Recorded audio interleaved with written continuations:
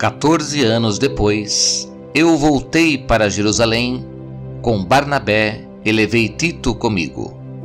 Voltei para lá porque Deus me revelou que eu devia fazer isso.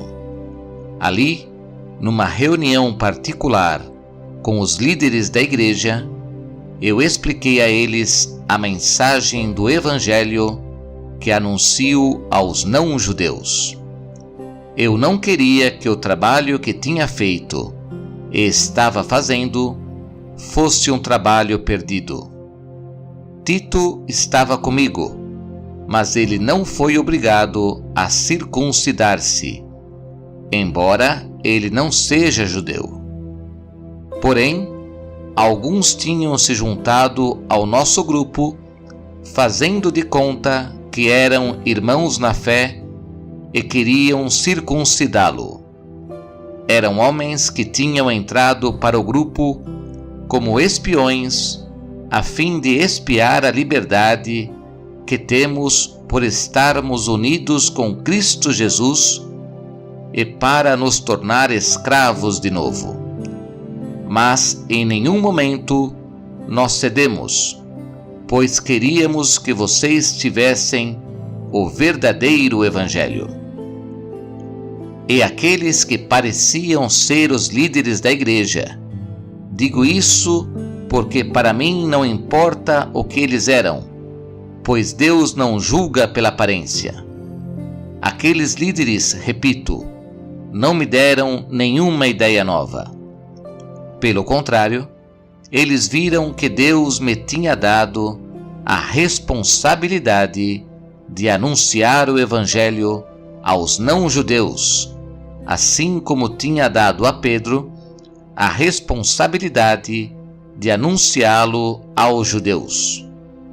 Pois pelo poder de Deus fui feito apóstolo para anunciar o Evangelho aos não-judeus, assim como Pedro foi feito apóstolo para anunciar o Evangelho aos judeus.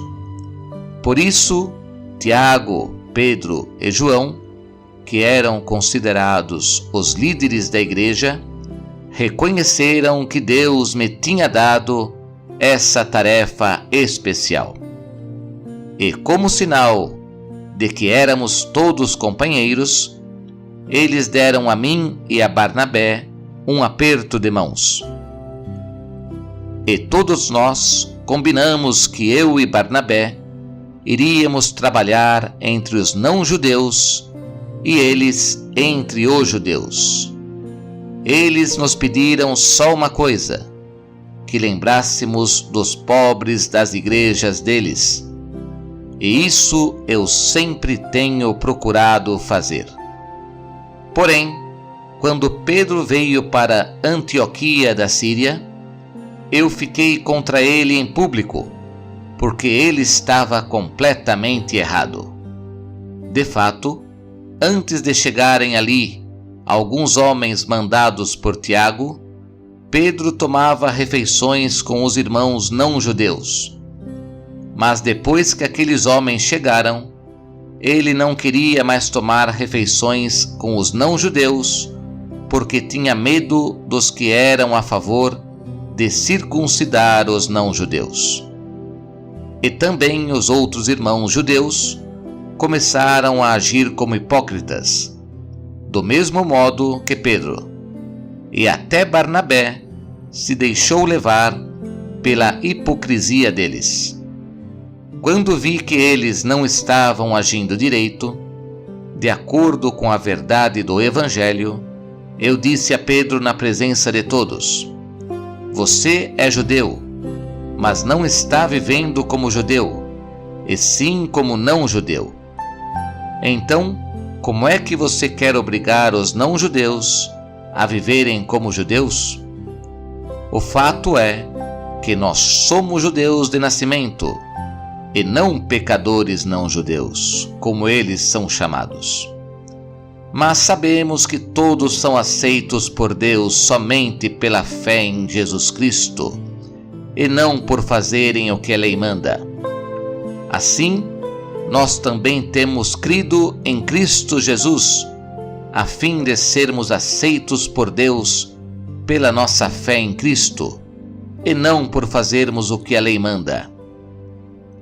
Pois ninguém é aceito por Deus por fazer o que a lei manda. Ao procurarmos ser aceitos por Deus por estarmos unidos com Cristo, fica claro que somos pecadores como os não-judeus. Mas será que isso quer dizer que Cristo trabalha em favor do pecado? Claro que não. Se eu, depois de ter destruído a lei, começar a construí-la de novo como meio de ser aceito por Deus, aí sim fica claro que eu havia quebrado a lei. Pois quanto à lei, estou morto pela própria lei, a fim de viver para Deus. Eu fui morto com Cristo na cruz. Assim, já não sou eu quem vive, mas Cristo é quem vive em mim. E esta vida que vivo agora, eu a vivo pela fé no Filho de Deus, que me amou e se deu a si mesmo por mim. Eu me recuso a rejeitar a graça de Deus, pois se é por meio da lei que as pessoas são aceitas por Deus, então a morte de Cristo não adiantou nada.